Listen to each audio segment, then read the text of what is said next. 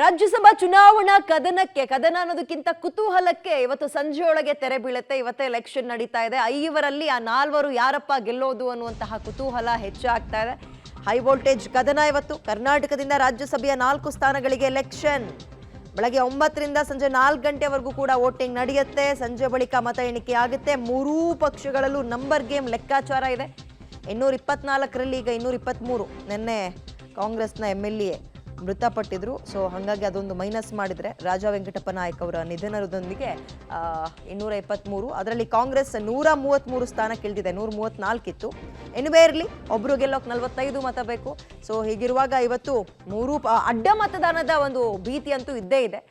High voltage ಕದನಕ್ಕೆ ಇವತ್ತು ಸಾಕ್ಷಿ ಆಗ್ತಿದೆ ರಾಜ್ಯ. ಹಿಲ್ಟನ್ ಹೋಟೆಲ್ನಲ್ಲಿ ನಿನ್ನೆ ರಾತ್ರಿಯೇ ಕಾಂಗ್ರೆಸ್ ಶಾಸಕರು ಸ್ಟೇ ಮಾಡಿದ್ದಾರೆ. ಶಾಸಕಾಂಗ ಸಭೆ ಮುಗಿಸಿ ರಾತ್ರಿ ಮನೆಗೆ ಹೋಗಿದ್ದಾರೆ ಕೆಲ ಶಾಸಕರು.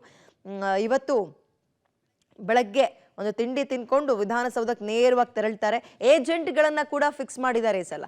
ಅಡ್ಡ ಮತದಾನದ ಭೀತಿ ಇರೋದ್ರಿಂದ ಏಜೆಂಟ್ಗಳಿಗೆ ತೋರಿಸಿ ನಾವು ಯಾರಿಗೆ ಓಟ್ ಹಾಕ್ತಾ ಇದ್ದೀವಿ ಅಂತ ಮತ ಹಾಕಬೇಕು.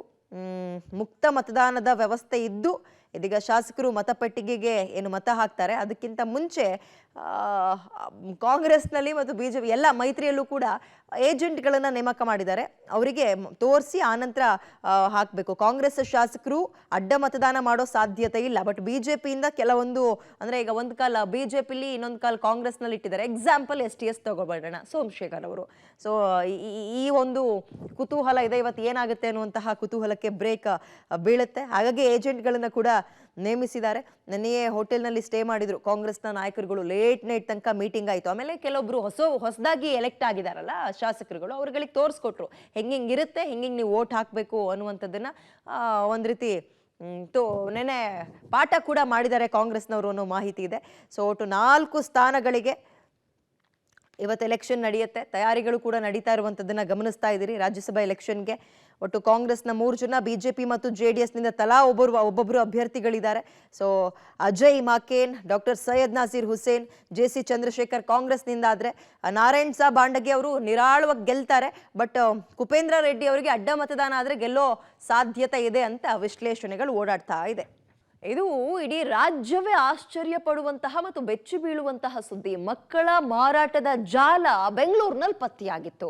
ಪಬ್ಲಿಕ್ ಟಿವಿ ಒಂದು ಸ್ಟಿಂಗ್ ಆಪರೇಷನ್ ಮಾಡೋದ್ರ ಮುಖಾಂತರ ಯಾವ ರೀತಿಯಾಗಿ ಜನ ಹಣಕ್ಕೆ ಅಡ್ಡದಾರಿ ಹಿಡಿದಿದ್ದಾರೆ ಅನ್ನೋದಕ್ಕೆ ಸಂಬಂಧಪಟ್ಟಂತೆ ಒಂದು ಎಕ್ಸಾಂಪಲ್ ನೋಡಿದ್ದು, ನಿದರ್ಶನ.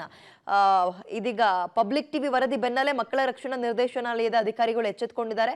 ಮಂಡ್ಯ ಜಿಲ್ಲೆ ಮಳವಳ್ಳಿ ತಾಲೂಕಿನ ಮಡಳಿ ದೊಡ್ಡಿಯ ಮನೆಯೊಂದಕ್ಕೆ ಮಾರಾಟ ಆಗಿದ್ದ 1.5 ತಿಂಗಳ ಹಸುಗೂಸನ್ನ ರಕ್ಷಣೆ ಮಾಡಿದ್ದಾರೆ. ಮುಂದಿನ ಕಾನೂನು ಪ್ರಕ್ರಿಯೆಗೆ ಮಂಡ್ಯ ಜಿಲ್ಲಾ ಮಕ್ಕಳ ರಕ್ಷಣಾಧಿಕಾರಿಗಳ ತಂಡಕ್ಕೆ ಮಗುವನ್ನ ಹಸ್ತಾಂತರ ಮಾಡಲಾಗಿದೆ. ಮಗು ಬಗ್ಗೆ ಮಳವಳ್ಳಿ ತಾಲೂಕಿನ ಹಲಗೂರು ಪೊಲೀಸರು ಮಾಹಿತಿಯನ್ನ ಕಲೆ ಹಾಕ್ತಾ ಇದ್ದಾರೆ.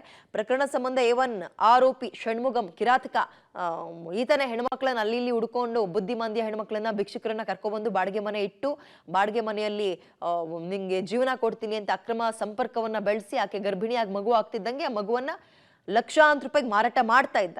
ಇದ್ರ ಬಗ್ಗೆ ಪಬ್ಲಿಕ್ ಟಿವಿ ನೆನ್ನೆ ವರದಿಯನ್ನ ಕೂಡ ಪ್ರಸಾರ ಮಾಡಿತ್ತು.